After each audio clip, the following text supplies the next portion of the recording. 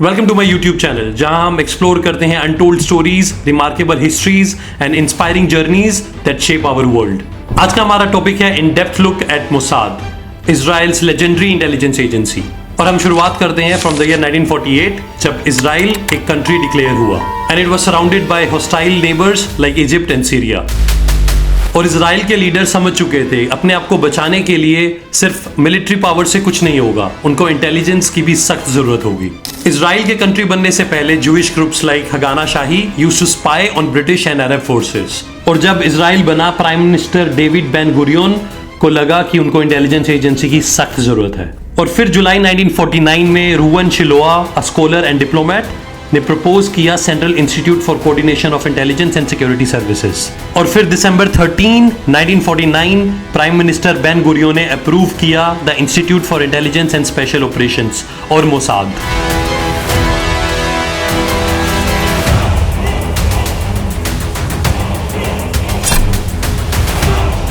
और मोसाद के first director बने Shiloah, tasked with foreign espionage and reporting directly to the prime minister. अब बात करते हैं इनके अर्ली ऑपरेशंस और ग्लोबल रीच की। 1950s और 1960s में मोसाद ने अपने विंग स्प्रेड करना शुरू किया। उन्होंने स्टार्ट किया रेस्क्यू करना ज्यूज को फ्रॉम अरेबिक नेशंस और हंटिंग एनिमीज। इनके स्टार्टिंग के operation Ezra and Nehemiah smuggled 120,000 यानी कि 1,20,000 Iraqi Jews to Israel using bribes and airlifting via Cyprus. और एक और ऑपरेशन चलाया गया जिसका नाम था magic carpet. It airlifted 50,000 Yemeni Jews रात के टाइम पर। और इन मिशंस की सक्सेस के बाद मोसाद की कैपेबिलिटी के ऊपर बिल्कुल भी डाउट नहीं किया जा सकता था। अब बात करते हैं मोसाद के सबसे famous mission, capture of Adolf Eichmann in the year 1960। Eichmann एक टॉप नाजी ऑफिशियल था जिसने हॉलोकास्ट की प्लानिंग करी थी, जहां पे अराउंड 60 लाख ज्यूज को मारा गया था।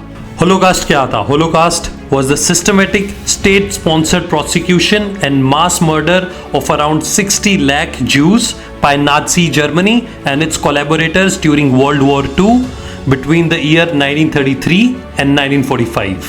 और World War II के बाद आइचमैन अर्जेंटीना के लिए एस्केप कर गया था and he was living under the fake name Ricardo Clement. और फिर मोसाद को एक टिप मिली from a Holocaust survivor in the year 1957 कि Eichmann was in Buenos Aires, यानी कि अर्जेंटीना की कैपिटल में।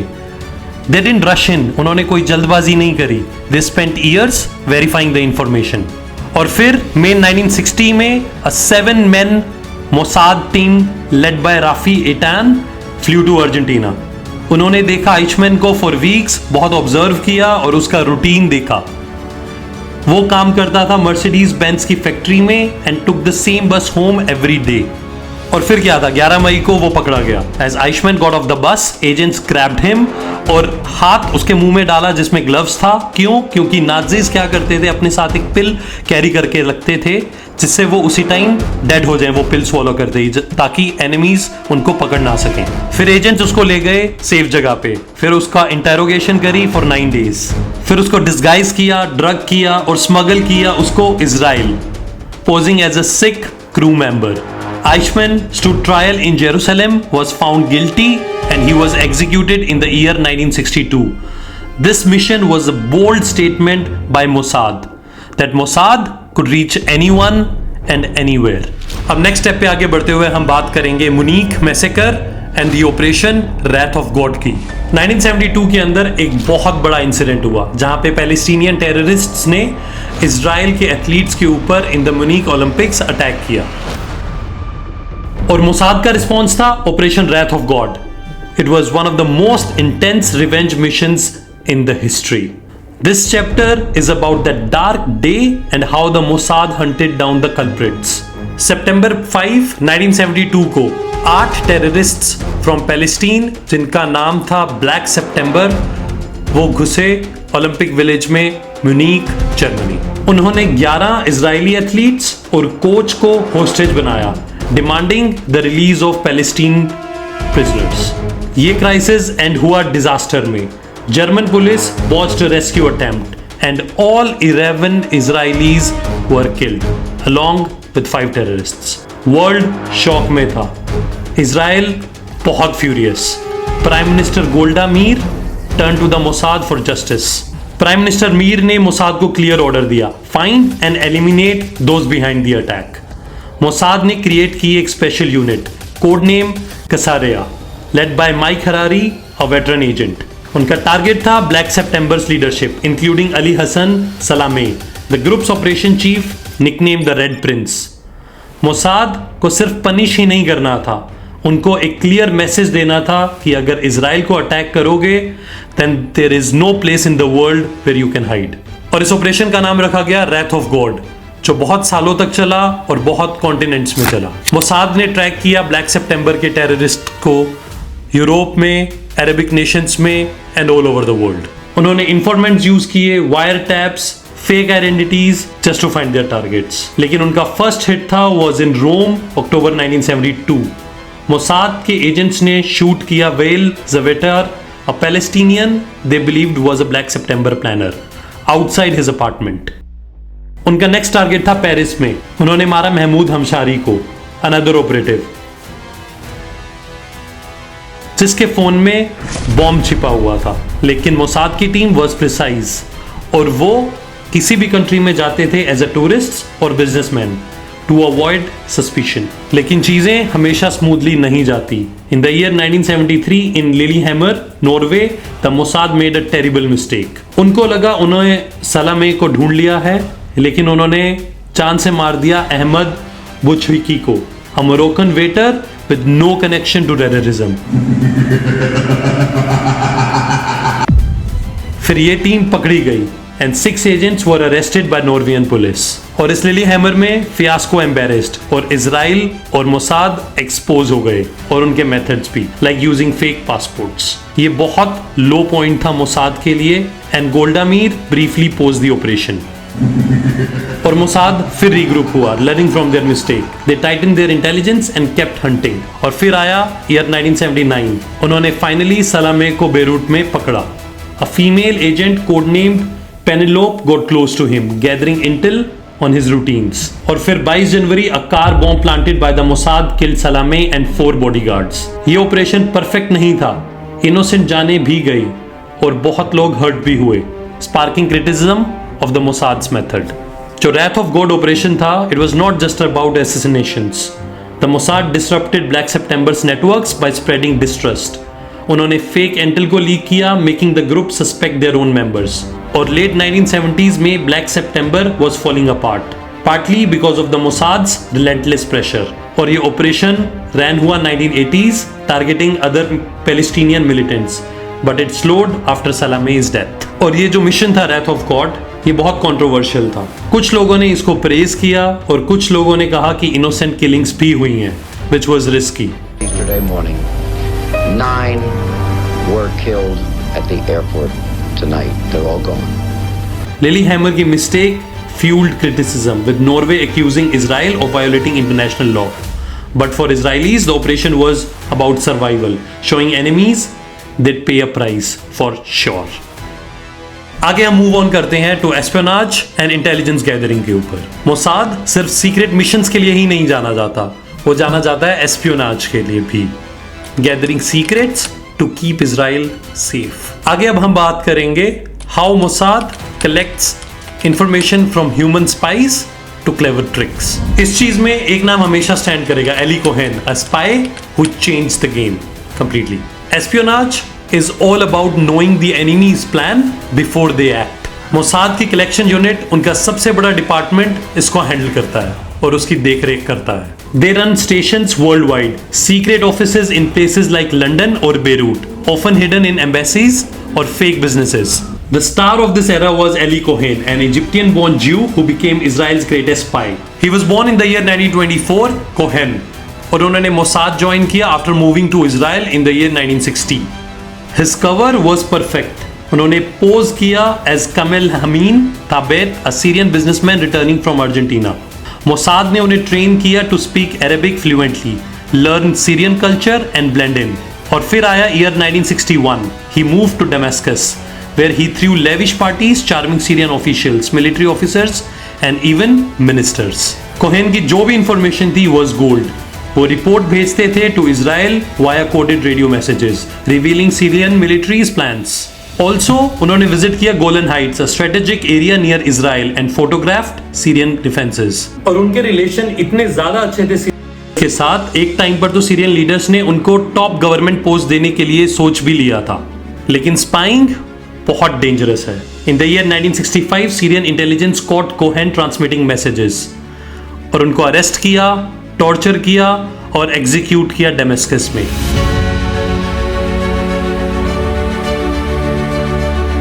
His death was a blow, but he helped Israel win the Golan Heights 2 years later. Cohen की story show करती है Mossad skill at human intelligence, using real people to gather secrets. Now let's move on to counter terrorism and assassinations. Mossad सिर्फ information ही gather नहीं करता, it also fights against terrorism, often with deadly force. अब हम explore करेंगे उनके counter terrorism efforts, including high profile assassinations and debates over their methods. Counter terrorism Mossad की एक प्रायोरिटी बन गई थी after 1970s because groups like Hezbollah and Hamas targeted Israelis. Mossad की जॉब थी to stop attacks before they happened, often by targeting terrorist leaders. These operations, called negative treatment, were precise but controversial, raising questions about ethics and international law. But a major ground operation there would be a mistake. Mossad की सबसे बड़ी success I थी in the year 2008 with the assassination of Imad Mugnea. Imad was a Hezbollah commander. Mugnea planned attacks like 1983 Beirut bombings which killed 241 US Marines and 58 French soldiers. Mossad ने उसको कई सालों तक track किया using informants and surveillance. फिर आया February 12, 2008 in Damascus. A car bomb killed Mugnea as he left a meeting. The operation was a joint effort with CIA, showing the Mossad's ability to work with allies. Israel ने कभी भी अपना role confirm नहीं किया, but the hit crippled Hezbollah's operations. और Mossad ने Iranian nuclear scientist को भी अटैक किया to slow Iran's nuclear programme. 2010 से लेकर 2020 के बीच में कई ईरानियन न्यूक्लियर साइंटिस्ट की डेथ हुई इन मिस्टीरियस अटैक्स। सबसे ज्यादा नोटवर्दी था वो था मोहसिन फखरीजदे की, killed in the year 2020 near Tehran. एक remote controlled machine gun operated from thousands of miles away ने फायर किए 15 shots into his car. Mossad का जो प्रिसीजन था वो स्टनिंग, लेकिन ईरान ने ब्लेम किया इजराइल को, लेकिन विदाउट एनी प्रूफ। इन किलिंग्स ने ईरान का न्यूक्लियर एम्बिशन को डिले किया, but critics said they risked escalating tensions. लेकिन हर एक ऑपरेशन इतना क्लीन नहीं होता। In the year 1997 Mossad tried killing Hamas leader Khaled Mashal in Jordan. 2 agents poisoned him with a device near his ear, but Jordanian police caught them. King Hussein demanded an antidote और Israel को comply करना पड़ा to avoid a diplomatic crisis. इस failed operation की वजह से Israel और Jordan के रिलेशंस बहुत खराब हुए। अब हम आगे बात करेंगे टेक्नोलॉजिकल इनोवेशन और साइबर ऑपरेशंस की। Best quality about Mossad, they move on with time. वो टेक्नोलॉजिकल इनोवेशन साथ के साथ करते रहते हैं and it's a technological power house. 2000s में मोसाद ने हेवीली इन्वेस्ट किया टेक के अंदर। Their technological department based in Tel Aviv develops gadgets and software for spies. और साल 2001 में they ran ads in Israeli newspapers looking for engineers and coders. Ad बहुत straightforward और blunt थी, join the Mossad to make the world safer. इसका सबसे बड़ा example है Stuxnet, a computer virus that hit Iran's nuclear program in the year 2010। Mossad ने CIA के साथ मिलकर created this malware to attack centrifuges at Iran's Natanz facility. Stuxnet spread through USB drives, infected 30,000 computers across 14 sites. It made centrifuges spin out of control, destroying thousands without a single shot fired. इससे क्या हुआ? Iran का nuclear progress को एक setback लगा। The operation was a secret until 2011, जब सारी information leak हो गई। लेकिन इजराइल ने कंफर्म नहीं किया अपना रोल, लेकिन एक्सपर्ट्स क्रेडिट करते हैं मोसाद के टेक स्किल्स को। मोसाद हैकिंग में भी एक बहुत बड़ी ऑर्गेनाइजेशन है। In the year 2018, they stole 55,000 pages and 183 CDs from Iran's nuclear archive in Tehran. उनके एजेंट्स ने ब्रेक इन किया सीक्रेट वेयरहाउस में, क्रैक्ड सेफ्स और स्मगल करी files to Israel. Iran intensified its efforts to hide its secret nuclear plot. In 2017, Iran moved its nuclear weapons file. और prime minister Netanyahu revealed the whole. उन्होंने prove कर दिया था कि Iran एक nuclear ambitions को hide कर रहा है। और ये वाला जो इनका ऑपरेशंस था was combination of old school spying with high tech data extraction. ये जो टेक ऑपरेशंस होते हैं ये विदाउट रिस्क नहीं होते, कभी कभी साइबर अटैक्स बैकफायर भी कर जाते हैं।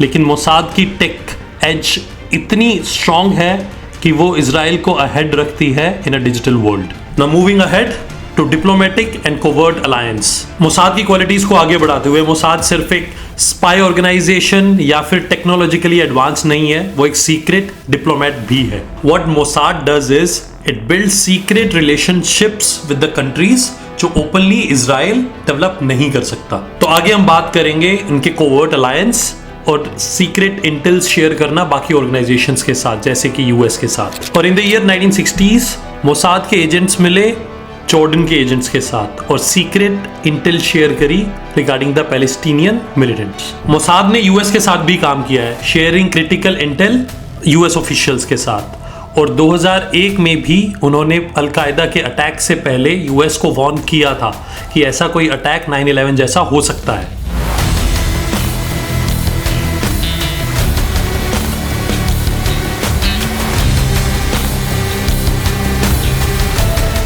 लेकिन ये अटैक रुक नहीं पाया इंटेल शेयर करने के बाद भी। कि 9/11 के बाद Mossad helped track al Qaeda finances working with US secret agencies to freeze accounts. और फिर साल 2018 में their stolen Iranian nuclear archive convinced the US to exit the Iran nuclear deal. ये अलायंसेस पब्लिक नहीं है but they are very vital. This is what Mossad does. Mossad's quiet diplomacy keeps Israel active in the world. अब बात करेंगे modern Mossad under David Barnea, their current chief. Bernia, a former commando, took over in the June 2021. He is known for his focus on Iran, which Israel sees as its biggest threat. साल 2023 में Bernia spoke at the International Institute for Counter-Terrorism, warn किया about Iran's nuclear ambition and proxy groups like Hezbollah. Operation Rising Lion in June 2025 was a major strike. Moments ago, Israel launched Operation Rising Lion.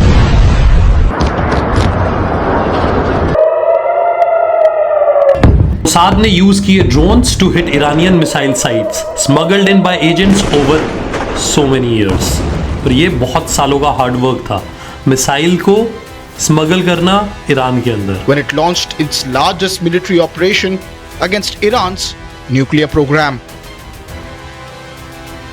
The attack killed two senior Quds force officers, Saeed Izadi and Behman Shahryari, and disrupted Iran's military supply chain. Former Mossad official Seema Shaheen called it a masterpiece of infiltration. और साल 2024 में Mossad ने target किया Hezbollah का communication network, rigging thousands of pagers and walkie-talkies to explode. אנחנו משנים את פני המזרח התיכון. इस attack ने 37 लोगों की जान ली और इंजर किया 3000 लोगों को, क्रिपलिंग हिजबुल्लाह's लीडरशिप। इजराइल ने असैसिनेट किया हमास के leader Ismail Haniyeh in Tehran in July 2024 using a pre planted bomb. ये ऑपरेशंस दिखाते हैं मोसाद की कटिंग एज एडवांटेज और one step ahead of their competitors और देयर राइवल्स। लेकिन उनको इन चीज़ों के लिए क्रिटिसिज्म भी बहुत मिलता है कि वो टेंशंस को एस्केलेट करती हैं इनकी ऐसे operations. Now let's dive into our last segment, Mossad's legacy and cultural impact. सिर्फ 7000 एजेंट्स और $3 बिलियन के बजट के साथ they are one of the world's top intelligence agency.